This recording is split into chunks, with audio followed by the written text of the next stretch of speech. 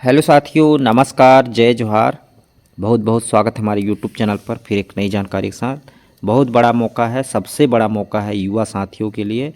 जी हाँ, SSC GD new vacancy 2025-26 का आ चुका है। अगर कुल पदों की बात करें तो बम्फर वैकेंसी है साथियों, 25,487 पदों के बम्फर वैकेंसी है और योग्यता सिर्फ 10वीं पास मांगा गया है। तो 10वीं पास युवा साथियों के लिए बहुत बड़ी अपडेट है, बहुत बड़ी खुशखबरी है। यदि आप डिफेंस के क्षेत्र में जाना चाहते हैं, बॉर्डर पर जाना चाहते हैं, तो इससे बड़ा मौका आपको कहीं नहीं मिल सकता है। इस वीडियो पर पूरी जानकारी आपको देखने को मिलेगी कि फॉर्म कैसे भरना है, आयु सीमा कितनी मांगी गई है, परीक्षा फीस कितना मांगा गया है, परीक्षा कब होगी, परीक्षा का सिलेबस क्या होगा, चयन प्रक्रिया क्या होगा, वेतन कितना होगा, मतलब A to Z जानकारी आपको इस वीडियो पर मैं बताने वाला हूँ, बहुत ही सरल तरीके से, विस्तार से।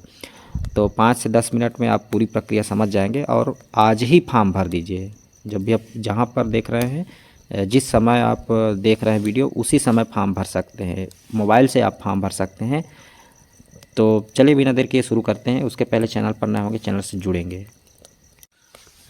साथियों, सबसे पहले हम बात कर लेते हैं कि इसका महत्वपूर्ण जो डेट है, कब से कब फॉर्म भरे जाएंगे, परीक्षा कब होगी, कब तक फॉर्म भर सकते हैं। तो देखिए, 1 दिसंबर 2025 से ही फॉर्म भरना शुरू हो गया है। 31 दिसंबर 2025 इसकी अंतिम तिथि है। तो 31 दिसंबर तक फॉर्म भरे जा सकते हैं। और यदि मान लीजिए फॉर्म भरते समय किसी तरीके की त्रुटि हो जाती है फॉर्म भरते समय, तो हम सुधार सकते हैं, करेक्शन कर सकते हैं। तो यहाँ 8 जनवरी 2026 से 10 जनवरी 2026 तक है। परीक्षा की बात करें तो फरवरी से अप्रैल के बीच में परीक्षा संपन्न हो जाएगी।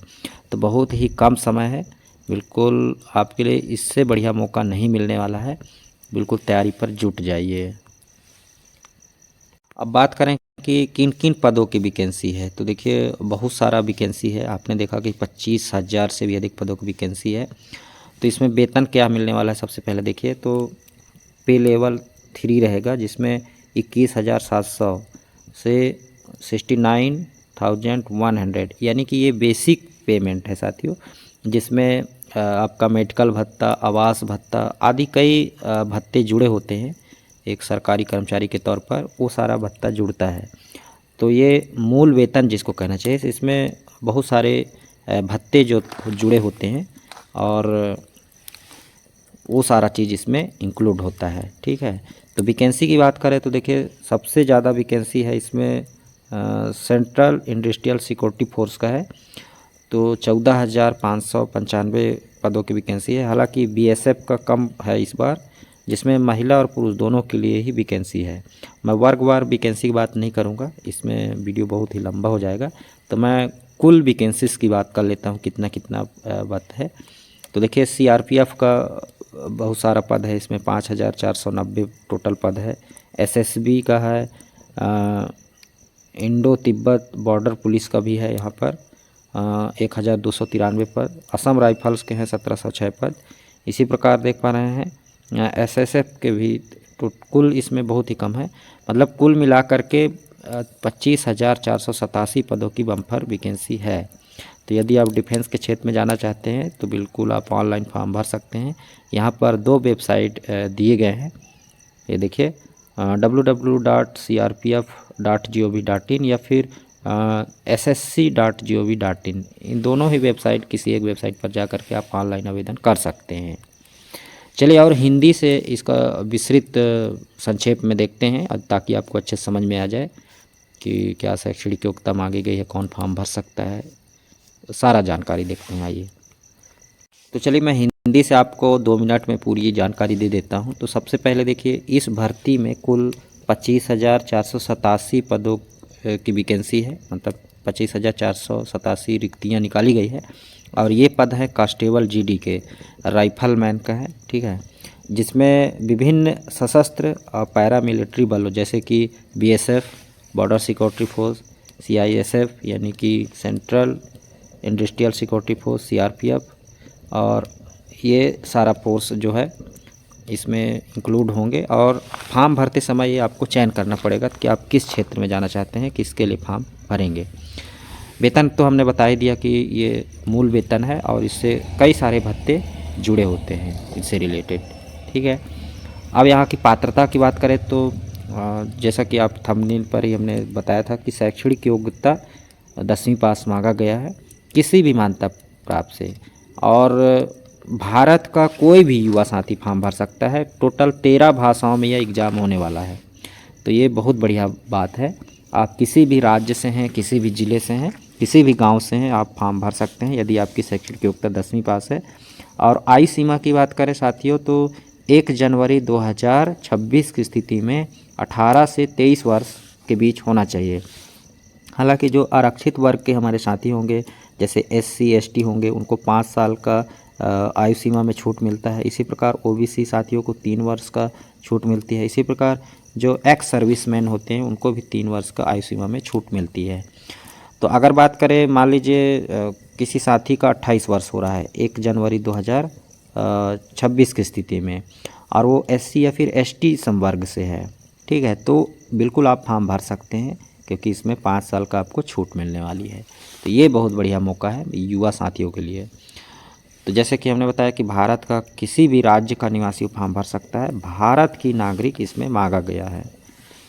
तो ज़्यादा से ज़्यादा शेयर कर दें सभी युवा साथियों को और बिल्कुल मैदान पर कूद पड़ें।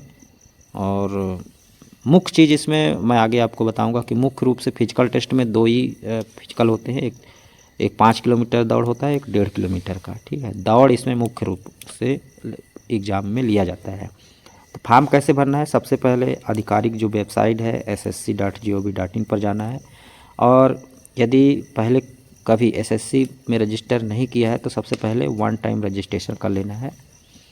इसके बाद रजिस्ट्रेशन के बाद लॉगिन करेंगे और लॉगिन करने के बाद आपका आवेदन फॉर्म खुल जाएगा और व्यक्तिगत जानकारी, शिक्षा संबंधी विवरण और संपर्क जाना आदि जो भी कॉलम में पूछे जाएंगे उसको भर देना है। अगर डॉक्यूमेंट की बात करें तो जैसे कि 10वीं का मार्कशीट रख लीजिएगा और फ़ोटो उसमें लगेगा, फ़ोटो, साइन, सिग्नेचर आदि भरना होगा।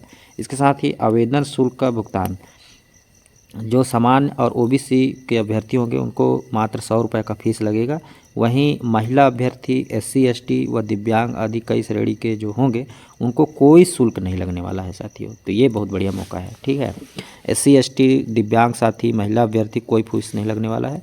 केवल सामान्य और OBC के युवा साथियों को मात्र 100 रुपये का फीस यहाँ पर लगने वाला है। तो इस तरीके से मैं दूसरे वीडियो लेकर के आऊँगा जिसमें मोबाइल से आप कैसे फॉर्म भरें उसको लेकर के आऊँगा, ठीक है। और बहुत ही आसान तरीके से आप फॉर्म भर सकते हैं जैसे आप यहाँ पर बताया गया है। चयन प्रक्रिया किस प्रकार से होगा, तो यहाँ पर देखिए 4 प्रकार से आपका एग्ज़ाम होगा।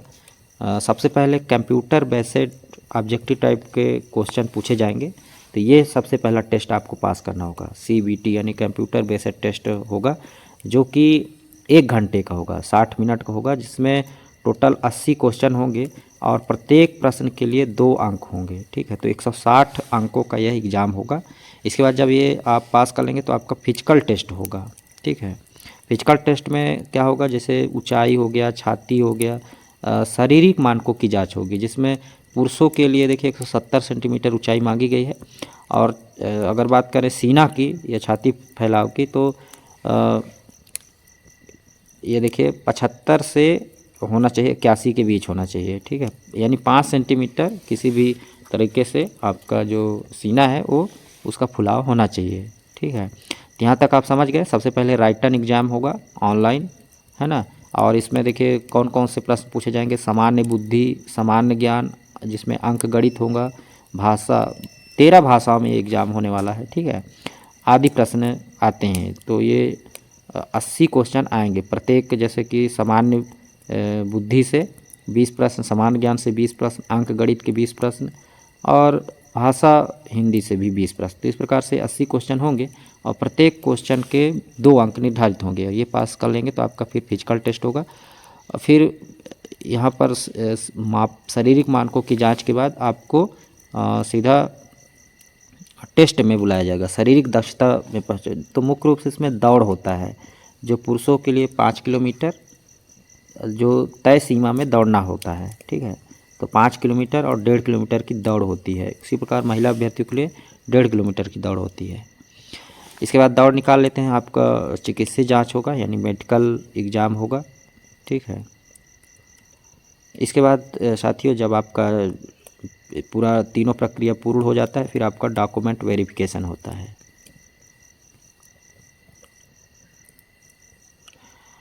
तो यदि आप सभी चरणों में, जैसे कि कंप्यूटर बेस्ड टेस्ट, फिर फिजिकल टेस्ट, फिर मेडिकल टेस्ट, फिर वो डॉक्यूमेंट वेरिफिकेशन सारे पास कर लेते हैं, तो आपको किसी संबंधित बल जैसे बॉर्डर सिक्योरिटी फोर्स या फिर सेंट्रल इंडस्ट्रियल सिक्योरिटी फोर्स या सीआरपीएफ आदि में कांस्टेबल या फिर राइफलमैन जेडी के रूप में नियुक्त किया जाता है। तो आपके क्षेत्र में ही नियुक्त किया जाता है, जैसे छत्तीसगढ़ का है तो छत्तीसगढ़ क्षेत्र में नियुक्त होंगे।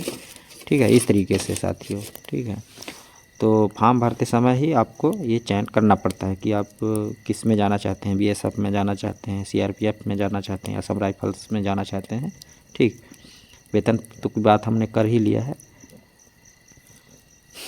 तो देखिए कुछ महत्वपूर्ण बातें हैं जिसको आपको ध्यान में रखना है। आवेदन करते समय सही दस्तावेज जैसे 10वीं की मार्कशीट, पहचान पत्र, पता प्रमाण, फ़ोटो, हस्ताक्षर आदि तैयार रखें और उसको सही तरीके से अपलोड करें। और फॉर्म भरते समय गलत जानकारी ना भरें, त्रुटि हो जाए तो उसको सुधार कर लेंगे।